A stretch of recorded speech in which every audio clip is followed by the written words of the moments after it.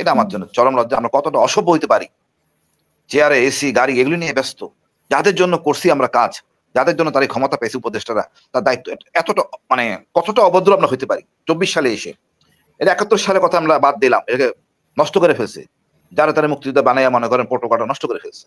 এবং সংখ্যা এটাও বিতর্কিত, আমরা গণনা করি না, জানিও না কি আমার শহীদ। 24 সালে এটা কাম্য না। আপনারা না পারতেন সেনাবাহিনীতে দিতেন, সেনাবাহিনী আমি শিওর 7 দিনের মধ্যে সমস্যা সমাধান করতে পারতো। আপনাদের পারেন না, সেটাও স্বীকার করেন না, আর কি করবেন তাও বলেন না। আমরা তো হতাশ, চরম হতাশ। আপা আমাকে অনুষ্ঠানে ডাকার জন্য আমি গর্বিত। ডাকা হচ্ছে না আসলে, এটা ঠিক না। এই আমাদের বয়সের ফ্যাক্টর আছে, সেনাবাহিনীতে তো বয়স একটা লিমিটেশন আছে। চাকরিতে যোগদান বড় কথা না, সম্মান ফিরে দেওয়া এবং সেই কোর্ট মার্শালগুলি পূর্ণ তদন্ত করা। আমার কোর্ট মার্শালগুলি খুব বিতর্কিত। দেখুন, একটা বিষয় হলো আপনি কোর্ট মার্শাল যখন করবেন, প্রচলিত নিয়ম, দেশের প্রচলিত নিয়মে বিচারটা করতে হবে। আপনি টিন টেক না মেনে শুধুমাত্র মোবাইল ফোনে কথোপকথনটাকে হাতে লিখে আলামত হিসেবে আদালতে উপস্থাপন করা হয়েছে, নাম্বার 1। নাম্বার 2 যেটা করা হয়েছে আপা, এটা হলো কোনো সাক্ষী আমার বিপক্ষে কথা বলে নাই, সব হোস্টাইল। তাহলে আমার কেন আপনারা গুম করলেন, 43 দিন ফ্লোরে ফেলে রাখলেন, আইন বহির্ভূত কাজ। এটা তো খুবই লজ্জাজনক।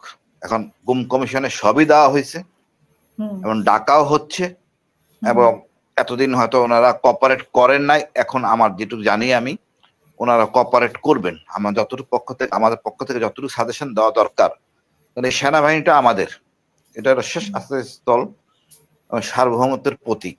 সেম টু ডিজিএফআই, আমরা অন করব বা তারা তাদের বিষয়টা স্বীকার করবে। দণ্ড বড় কথা না। আমার যে কথোপকথন হচ্ছিল, আসলে ডিজিএফআই যা করছে সেটা তো আওয়ামী লীগ সরকারের অর্থাৎ শেখ হাসিনা আদেশে করছে। ডিজিএফআই কে দোষ দেওয়া যাবে না, হয়তো গুটি কয়েক লোক অতি উৎসাহিত ছিলেন, আর দোষটা সম্পূর্ণ শেখ হাসিনার। উনি ডিফেন্স মিনিস্টার, একদল আওয়ামী লীগের প্রধান। উনি ক্ষমতা দীর্ঘায়িত করার জন্য, অবৈধ ক্ষমতা দীর্ঘায়িত করার জন্য, জনগণের কণ্ঠরোধ করার জন্য এখানে সব ধরনের লোকদেরকে রাখা হইতো।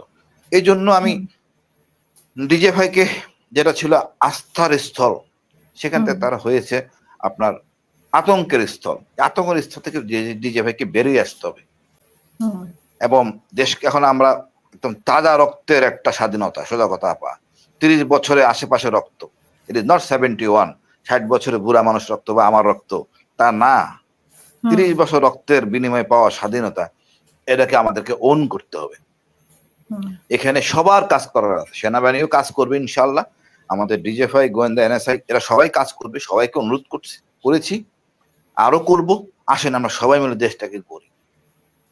আমরা তো নির্যাতিত, নিপীড়িত, আমরা তো বুঝি কোথায় সমস্যা, সেই জায়গাটা সংশোধন করি। এটাই হবে আমাদের চেতনা। আচ্ছা, আপনারা বুঝতে পারছেন কোথায় সমস্যা, কিন্তু আপনার কি মনে হয় যে উপদেষ্টারা ঠিক মতো বুঝতে পারছে না, বা যাদেরকে কমিশন গঠন করা হয়েছে তারা ঠিক মতো বুঝতে পারছে না?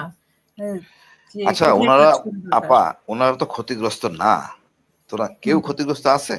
ক্ষতিগ্রস্ত কিছু থেকে থাকে, সেটা ডক্টর ইউনূস আর হলেন আদিল ভাই, আর তো কেউ ক্ষতিগ্রস্ত না। বাকিরা সবাই সুশীল। তোনারা তো আওয়ামী লীগ সরকার টিকেও যেত বা ফিরে আসলে অসুবিধা নাই। তোমরা ওই আতঙ্কে কিছুটা আছেন, ওই চেতনা তো ধারণ করেন না। যত গতকাল দেখলেন যে জনগণ কিভাবে রিয়েক্ট করে, আহতরা, যে জিনিসটা আপনার কাছে আমি টকশোতে বলছিলাম যে লজ্জা লাগছে আমার, তা কিভাবে প্রতিফলিত হলো, এটা আমার জন্য চরম লজ্জা। আমরা কতটা অসভ্য হইতে পারি, চেয়ারে এসি গাড়ি এগুলি নিয়ে ব্যস্ত। যাদের জন্য করছি আমরা কাজ, যাদের জন্য তার এই ক্ষমতা পেয়েছে উপদেষ্টারা, তার দায়িত্ব এতটা মানে কতটা অভদ্র আমরা হইতে পারি 24 সালে এসে। এটা 71 সালের কথা আমরা বাদ দিলাম, এটাকে নষ্ট করে ফেলছে যারা তারা মুক্তিযোদ্ধা বানাইয়া মনে করেন প্রোটোকলটা নষ্ট করে ফেলছে। এবং সংখ্যা এটাও বিতর্কিত, আমরা গণনা করি না, জানিও না কি আমার শহীদ। 24 সালে এটা কাম্য না। আপনারা না পারতেন সেনাবাহিনীতে দিতেন, সেনাবাহিনী আমি শিওর 7 দিনের মধ্যে সমস্যা সমাধান করতে পারতো। আপনাদের পারেন না, সেটাও স্বীকার করেন না, আর কি করবেন তাও বলেন না। আমরা তো হতাশ, চরম হতাশ। এই তাজা রক্তের বিনিময়ে পাওয়া স্বাধীনতা, বা এটা চরম বরম আবার কি বলবো, এটা কত বড় বিজয়। আমাদের ডক্টর সলিমুল্লাহ স্যার জানেন, উনি তো মূল্যায়ন করেন, অনেক জ্ঞানী মানুষ। আমরা তো শেখ হাসিনাকে হারাই নাই, এই ছাত্ররা। আমাদের রাজনীতি নেতারা দেখাইছেন 16 বছর ধরে কিছুই করতে পারেন নাই, মানে ছাত্ররা দেখাই দিছে আমরা হাসিনাকে হারাই নাই, আসলে সত্যিকার অর্থে আমরা ভারতকে হারিয়েছি। এটা বিশাল বিজয়। ভারত কম চেষ্টা করে নাই, চরম চেষ্টা করছে, ভারত পরাজিত। পাশাপাশি চীন ছিল লাইফ লাইন, আওয়ামী লীগের আর্থিক দিক দিয়ে সুবিধা দিত, চীনের জন্য একটা সুশ্রী দেওয়া হয়েছে। মেসেজটা এরকম, জনগণের সাথে থাকো, জনগণই শক্তি। উপদেষ্টা যদি জনগণের পাল্স না বুঝেন, গতকাল যে ঘটনা ঘটছে প্রতিটা সেক্টরে সেটা হবে। আমার মনে হয় তারা নিজেদের সংশোধন করে নেবেন, দ্রুত গতিতে আগায় নেবেন। কিন্তু আপনার কি মনে হচ্ছে যে সংশোধন করেছে? কারণ আমরা স্বাস্থ্য উপদেষ্টার ব্যাপারে শুধু কালকে তো বিক্ষোভে ফেটে পড়েছে, আপনি দেখেছেন হসপিটালের বেড থেকে সবাই উঠে এসে বিক্ষোভ করেছে। তো সেই স্বাস্থ্য উপদেষ্টাকে এই 24 ঘন্টার মধ্যে পদত্যাগ করা উচিত ছিল না নিজে থেকে? আমাদের তো লজ্জা নাই। এই যে কালচার, মানুষ আমাকে চায় না আমি পদত্যাগ করি, এই লজ্জাটাও আমাদের নাই। কতটা শেমলেস হইতে পারি আমরা, কতটা অসভ্য জানোয়ার আমরা, যাদের জন্য আপনি ওই জায়গায় চেয়ারে বসে আছেন, আপনি সেই কাজ করতে পারেন নাই। আপনার কথা শুনতেছে আমলাদের। ঢাকা শহরে কয়টা হাসপাতালে ছাত্ররা আছে, আহতরা আছে, আপনার প্রত্যেকটা ওখানে অসংখ্য জয়েন্ট সেক্রেটারি ওনার কাছে আছে, এদেরকে দায়িত্ব দিলেই পারতো, না পারলে সেনাবাহিনীরই বলতো। মানে লজ্জা, আমি বলবো এই সময় এসে লজ্জা। উনি একজন ব্যাংকার সম্ভবত, ওনাকে নেওয়া হয়েছে কেন ওই জায়গায়? আপা আমার বলেন, উনি তো এই কাজ করার কথা না, পারার কথা না, কেন ওখানে নেওয়া হয়েছে ওনাকে? আমরা যতটুকু জানি যে ডক্টর ইউনূসের সুপারিশে উনি। হ্যাঁ, এই তো আমাদের এই নেপোটিজম গুলি আমাদের দেশের বড় সমস্যা। যে যে জিনিস বুঝে না, তাহলে আমাকে কেউ যদি কোনো সুপারিশ করতে বলে আমি করি না, আমি তো তোমার সঙ্গে জানি না, আমার হলো মিলিটারি লাইফে পড়াশোনা, আমি কতটুকু বুঝি। সুতরাং একটা জিনিস বুঝতে হবে, সবার যে সব কাজ হবে না। আসিফ নজরুল সাহেব উনি একজন শিক্ষক, একজন ব্যারিস্টার পাশ করলে কিন্তু সে ওই কিভাবে মামলা করতে হয় জানে না। প্র্যাকটিক্যাল এন্ড থিওরি দুটার মধ্যে বিশাল পার্থক্য।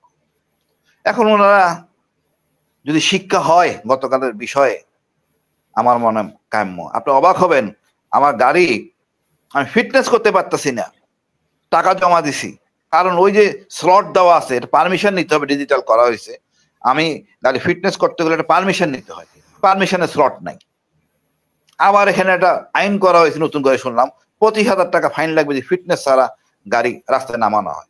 এখন এই যে বৈষম্য, চিন্তা করেন, আপনি আমার ফিটনেস করতে দিতে পারতেছেন না, আবার বলেন ফাইন 25,000 টাকা। এইটা হলো আমাদের ডিজিটাল। দুঃখ স্যার, কিছু করার নাই। আপনি সিস্টেম ওই ইয়ার মতো, বাংলাদেশ বিমানের মতো টিকিট বিক্রি হয়ে যায়, পাওয়া যায় না। এখন আমাকে দেখতে হবে 1,000 টাকা ঘুষ নিয়ে পাইয়ের ব্যবস্থা করে দেন। এটা হলো মানে আমাদের ডিজিটালাইজেশন বর্তমান সময়টা চলতেছে বড় লজ্জাজনক। চাঁদাবাজি কোথাও কমছে কিনা আমি জানি না, প্রথম দিকে ঠিক ছিল, এখন আবার আগের মতো। কোনো বাস ভাড়া বা কোনো বাজার কোনোটাই নিয়ন্ত্রণে নাই।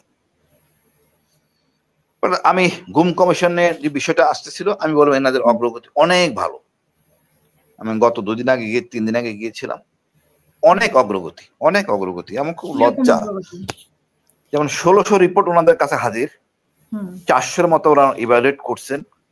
হয়তো এই গুমগুলিতে হয়তো আপা চোখ বেঁধে, অর্থাৎ কে যে নিছে, কোথায় ছিল, কে ছিল আইও বা কে ছিল সিও বা কোন কে, এটা তো দরকার। আসলে সবাই তো পরিষ্কার বলতেও পারে না, শুনে শুনে কিছু বলছে আর কিছু মনে নাই, কোন জায়গায় ছিল সে জানে না। গুম মানে তো সবকিছুই তার, মানে সে কিছুই জানে না। হ্যাঁ, গুম হলে আমি যখন গুম, আমাকে জিজ্ঞেস করে স্যার আমি ছিলাম না, এক অফিসার বলছে। আমি তো সৌভাগ্য আমার, আমি যে আমেরিকার প্রেসিডেন্টের নাম লিখি নাই, আমি তো চোখ বাঁধা।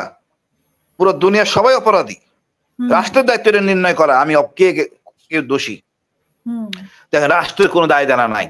আপনি যখন যুদ্ধ অপরাধী, তথাকথিত যুদ্ধ অপরাধী, যে জামাতের বিরুদ্ধে অপরাধ করার জন্য ক্ষতিগ্রস্তদের এনে যে সুযোগ সুবিধা দিয়া বিচারটা করছেন, এই সরকার উচিত ছিল এটাকে এইভাবে হ্যান্ডেল করা, করে নাই।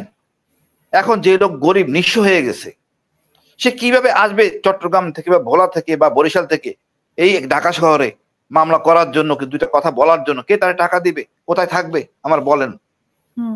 যে মাথা মুন্ডু কিছুই তো ঠিক হয় না। আপনি অগ্রগতি কি বলবেন? এই ক্ষতিগ্রস্ত কিভাবে আসবে? ক্ষতিগ্রস্ত কার কাছে আসবে? আস্থার জায়গা তো চরম সংকট। এটা তো গুম কমিশনের তো দোষ না, এটা তো আসিফ নজরুলদের দোষ যারা এগুলি করছেন। এই লোকগুলির ক্ষতিগ্রস্ত লোকদেরকে আনার জন্য একটা খরচ দেন, থাকার জায়গা দেন, টাকা দেন, নিরাপত্তা নিশ্চিত করেন। কিছুই করা হয় নাই।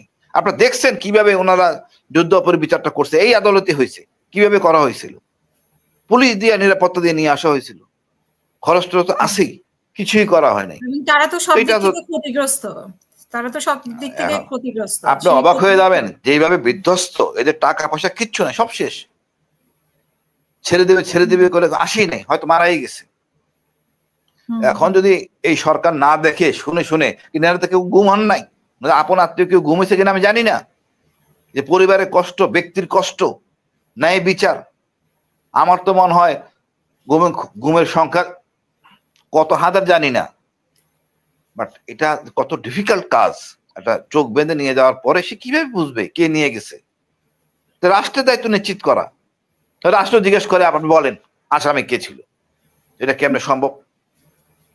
আমার পক্ষে নয় সম্ভব, ঠিক আছে, বাকিরা কেমনে করবে? কেউ দেখছে র্যাব-1টা কোথায়, খুঁজে পাচ্ছে না। এরকম মানে আমি রাষ্ট্র যদি অসহযোগিতা করে, রাষ্ট্র আসলে আতঙ্কে আছে, কনফিউজ, সোজা কথা বলবো, কনফিউজড। আবার না আওয়ামী লীগ চলে আসে, আবার দাদারা না ভয় দেখায়, আবার বিএনপি সাথে একই হয়তো দেখা যাবে। ভারতীয় আধিপত্য মুক্ত বাংলাদেশ চাইবে কিনা বিএনপি জানি না আমি, বা চাওয়া উচিত, জনগণ একত্র হয়েছে, বাট ওনারা এখনই লাভজাপ দিচ্ছেন নির্বাচনের জন্য। আমরা সংস্কারিত হয় নাই। সংস্কার না হলে আমার দরকারটা কি? যদি না পারে এই সরকার, নির্বাচন দিয়ে দিক, আর যদি পারে, পবিত্র দায়িত্ব আমার মনে হয় আমার সবার উচিত। কালকের অবস্থা দেখে আপনার কি মনে হচ্ছে যে সরকার পারতেছে? যে সরকার যে সংস্কারের বিষয়টি, প্রথম সংস্কার তো এরাই ছিল, পবিত্র, এরা আমাদের শহীদ তো মরে গেছে, তাদের কি করা হয়েছে আল্লাহ জানে।